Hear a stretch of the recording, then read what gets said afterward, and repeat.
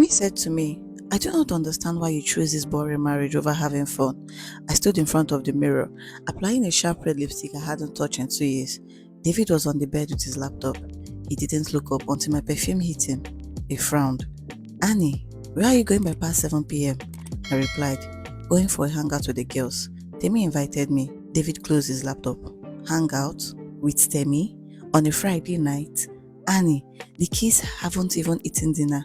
I snapped. The frustration of months boiled over. Till whenever it ends, David, must you monitor everything? Microwave the food in the fridge for them. Am I the only parent here? David sighed, looking at my outfit. Annie, look at your dress. Since when do people wear bodycon outfits and heavy makeup to a hangout? Be honest with me. I should be honest, I laughed bitterly. You just want me stuck here. Cook today, clean tomorrow. I need air, David. I am suffocating in this house. He stood up from the bed, his voice dropping low. You're a married woman with children. Let's call a spade a spade. Temi is calling you to a club. I heard you guys on the call, and that is not the place for you. Stay home, let's talk. Before he could finish, my phone buzzed. A WhatsApp from Temi. Babe, I'm outside. Come out sharp. The night is young. That message lit a fire under me.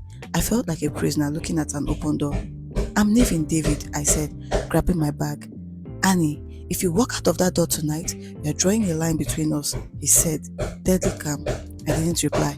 I slammed the door, ignored my son calling out for me, and ran out. The moment I slammed Temi's car door, the heavy bars of Afrobeat filled my ears. Temi screamed in excitement. Omo, see as you fine. See body, she shouted. I told you, you're too hot to be locked indoors cooking jollof rice every day for a man who doesn't appreciate you. At the club, the light and the music hit me like freedom itself. For years, my life was just school runs and being a mother. Now, men were turning their heads to look at me. Temi handed me a shot of tequila. Drink up, babe. Toast to your freedom. I hesitated for a split second, thought of David at home, and drank it down. See? This is what you have been missing. Temi laughed, dragging me to the dance floor. Your husband just wants to cage you. He wants to age you before your time. I laughed, the alcohol making me lightheaded. My sister, you don't know what I go through. I forgot I was even a beautiful woman. Well, tonight, you remember, Temi shouted. We hung out at a VIP table, and the guy there looked at my wedding ring and smiled. What is a queen doing here without her king?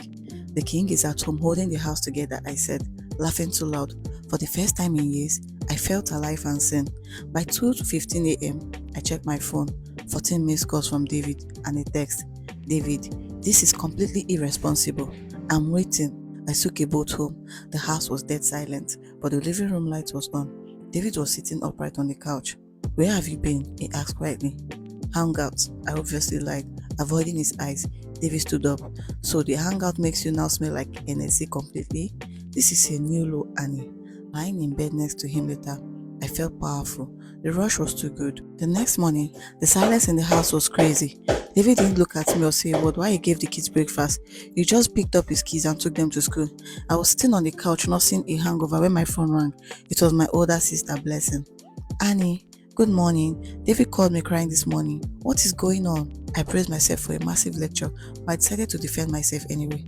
Blessing, you don't understand. David wants to cage me in this house. I just went out to get fresh air on Friday and he's making it look like I committed a crime. To my surprise, Blessing laughed over the phone. Honestly, I don't blame you, my sister. David needs to grow up. He thinks because you're a mother you shouldn't have a life. Blessing continued. You are still young and hot, Annie. Go out and enjoy yourself. Don't let any man give you grey hairs before your time. If he likes, let him keep reporting to me.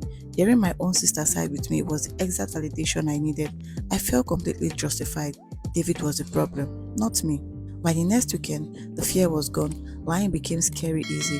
One night turned into a routine. Every Friday and Saturday, I had a new excuse ready. Belated birthday dinner, meeting with the girls, and all sorts of lies. David stopped calling me when I go out at night. He stopped asking questions. His trust was fading, but I was too addicted to the rush to care. The real clash happened weeks later. It was a Saturday evening, and I was in front of the mirror getting ready for an all-white party.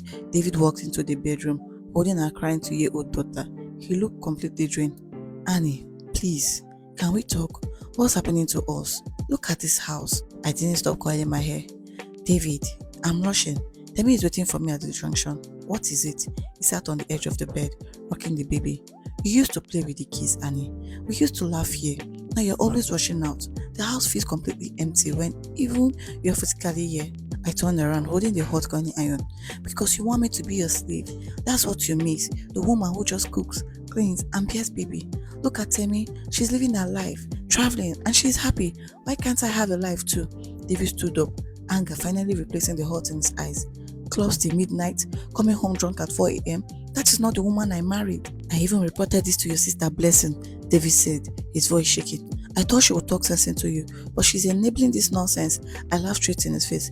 Blessing told me you're being ridiculous. Even my own family sees how you're caging me, David. So please, move out of my way. David looked at me, completely shocked. If your sister thinks this lifestyle is normal for a married woman, then both of you are sick. Whatever, I muttered, stuffing the coil iron into my closet. As I tried to walk past him, he grabbed my wrist firmly. Annie, I'm warning you, if you slam that door tonight, don't expect to find me in our bed when you come back. Let go of me, I eased, pulling away from his grip.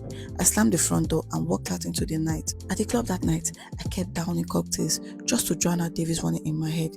Demi noticed my mood and leaned over the loud music. Girl, forget that man. Look at that good-looking guy over there in the VIP section. He hasn't stopped staring at you. Go and dance. You only live once. I looked over at the handsome stranger, pushed David's warning out of my mind, and walked into the VIP section. To be continued.